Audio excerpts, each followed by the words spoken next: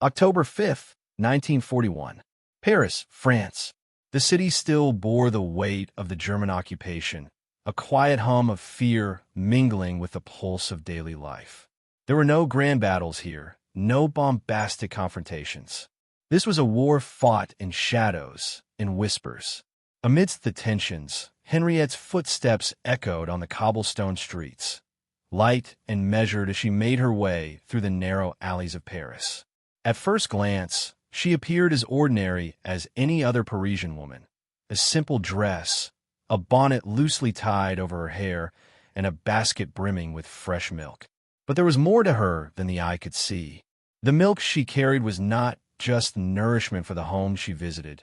It was a lifeline, a means of communication, a token of resistance, and a symbol of defiance. Her basket was a quiet rebellion, carrying more than just a thick, warm liquid. Beneath the cloth, wrapped carefully in parchment, were messages, carefully folded slips of paper, scribbled with information too vital to be entrusted to anyone else. They were the kinds of things that could topple an empire if they found their way into the right hands. The Nazis had underestimated how something so small could carry such weight. They believed the war was one of tanks, guns, and bombings, never fully understanding how a single woman, so inconspicuous in her daily chores, could become the unwitting thread that held the resistance together. Henriette's delivery route was meticulously planned. Each day, she followed the same path through the streets of occupied Paris, delivering milk to the homes of German officers. She would smile politely at them, never making eye contact long enough to betray any hint of her purpose. They didn't suspect a thing. To them, she was just another of the many women trying to survive in a city that had bent under the weight of occupation. They didn't notice the nervous way she adjusted her basket or the way she glanced up at the windows before slipping away. In the silence of the early morning, while the rest of the city still slept, Henriette made her deliveries, each stop becoming a brief moment of treason masked by civility. She had learned how to master the art of walking the fine line between submission and defiance. Her eyes never revealed what was hidden beneath her calm exterior. She was a woman of contradictions, one who served the very occupiers who had stolen her city, yet whose heart beat fiercely for the cause of those who resisted them. Her actions seemed small, perhaps even trivial to anyone who might have observed her. She wasn't a uniform, she wasn't carrying a weapon, and she wasn't standing on the front lines of any battlefield. But it was precisely this invisibility that made her work so crucial. Henriette's quiet acts of resistance were like the pulse of a city under siege, faint but steady, a reminder that, despite the iron fist of the enemy, the spirit of Paris had not been fully broken. In every drop of milk, there was a message. In every polite nod, there was defiance. The city, once the crown jewel of Europe, now lay in the grip of an enemy that had come to see it as nothing more than a strategic prize. They had imposed their will on the streets, reprogrammed the rhythms of life. But they could not control the hearts of those who still carried the fight in them. Henriette was one of those people, though few would ever know her name or understand the full extent of her contribution. She was one of the unsung heroes whose courage, so often overlooked, would eventually become the very foundation upon which the city would stand again. There were moments when Henriette felt the weight of the danger, when the adrenaline of her mission seeped into her bones and made her hands tremble slightly as she passed the messages to her fellow resistance fighters. She was acutely aware of the risk. The penalty for being caught was swift and brutal. Yet for every moment of fear, there was something stronger, an indomitable will. The risk was real, but so was the knowledge that every piece of intelligence she passed along could save lives or hasten the liberation of her city. She knew the stakes better than most. She passed her messages through the hands of strangers, never speaking a word, never lingering. It was the quiet exchange that made them so dangerous. At the milk stand, she would make eye contact with another woman, someone she had never met, and in that brief glance, she would pass along the paper. It wasn't just about the words on the page. It was the trust, the knowing. To those who took the messages, Henriette was the key. They understood her purpose without a word being spoken. But to the German officers, Henriette was just another woman with a basket. They had no reason to suspect that her mundane task had become one of the most vital components of the underground resistance. Her milk was a currency they couldn't touch, and her silence was louder than any speech. She had become a master of invisibility, navigating a world where every misstep could cost her everything. The Nazis had designed their occupation to be total, leaving no room for dissent. But Henriette had found a way to slip through the cracks. Her path was not one of glory. There were no medals awaiting her. There was no grand reward for what she did. Henriette understood that this was not a war for fame or recognition. It was a war of survival, of keeping the flicker of resistance alive even when it seemed there was no hope. She was fighting not for herself, but for the future, for the day when the Germans would leave and her city could breathe freely again. That was enough for her. Her courage wasn't measured in how loudly she could shout, but in how quietly she resisted. Yet every so often, doubt crept in her mind. Was it enough? Would these small acts of rebellion truly make a difference in the grand sweep of history? She had moments where the weight of it all seemed too much, where the daily grind of delivering milk, of passing messages, of pretending everything was normal while the world around her was anything but felt like too much to bear. But each time doubt crept in, Henriette found a way to push it aside. She wasn't doing this for herself, she told herself. She was doing this for her children, for her neighbors, for the future of France. And in the end, that was what mattered.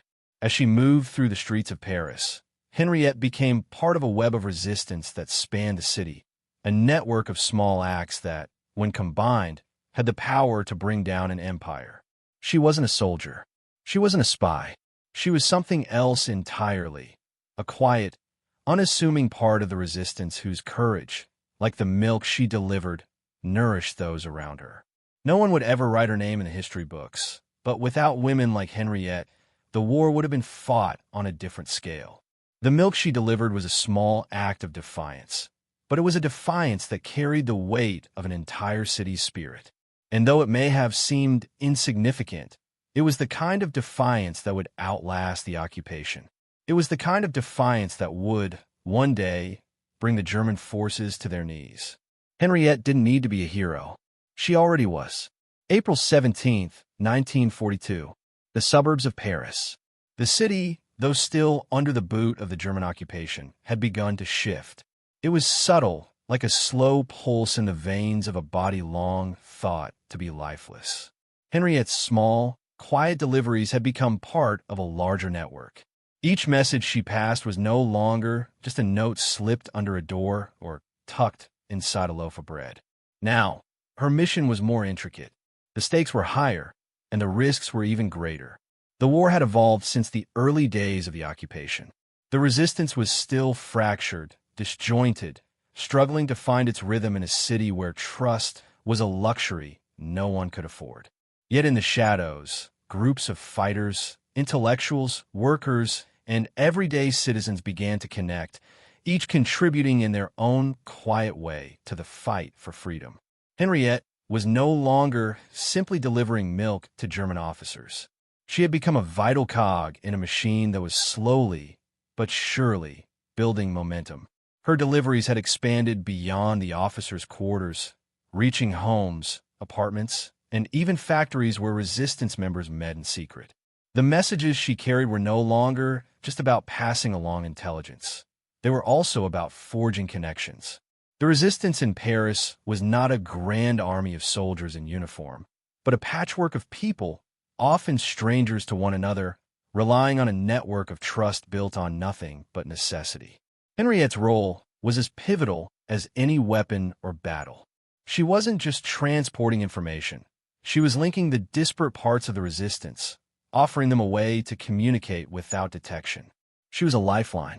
There were days when Henriette couldn't shake the feeling that the walls of the city were closing in. The Germans were tightening their grip on the French capital, making the smallest of transgressions punishable by death. The threat of betrayal hung in the air like smoke, invisible but suffocating. Every face she passed on the street could be the face of an informer. Every corner a place where a trap was waiting. Yet despite the looming danger, Henriette pressed on. There were no options left. The world around her had been carved into two distinct spheres: the occupiers, who thought they controlled everything, and the resistance, who knew that even the smallest spark of rebellion could ignite something much larger. The milk, still warm and thick in her basket, became a symbol of hope, even as it carried the weight of secrets. Henriette's movements grew more deliberate, more cautious. She would pause at a street corner, scanning the crowd, waiting for a signal from the resistance members who had become as much a part of her routine as her morning deliveries. The milk was her cover. It was the means by which she blended into the everyday life of the city, but the messages within it were anything but ordinary. Each slip of paper hidden beneath the fabric was a lifeline, an attempt to shift the balance of power, to make the impossible possible. Her deliveries had become more frequent, the destinations more varied. One afternoon, she found herself at the door of a small apartment in the Marais district, a place she had visited only once before.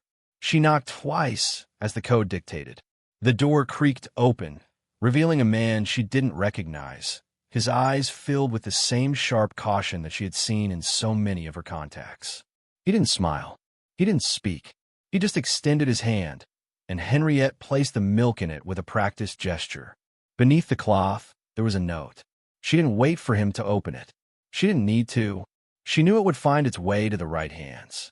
The quiet moments, the fleeting exchanges, were becoming more dangerous.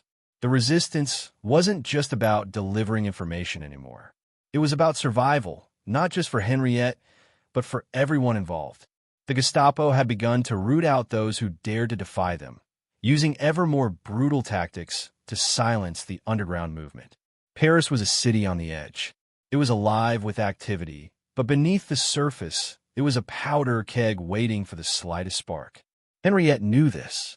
Every day she left her home, every step she took with that basket, was a step into a world where any misstep could be fatal. The milk, once a simple daily task, had become a commodity of war, one with deadly consequences. And yet, Henriette did not flinch. She couldn't. To stop now would be to admit defeat.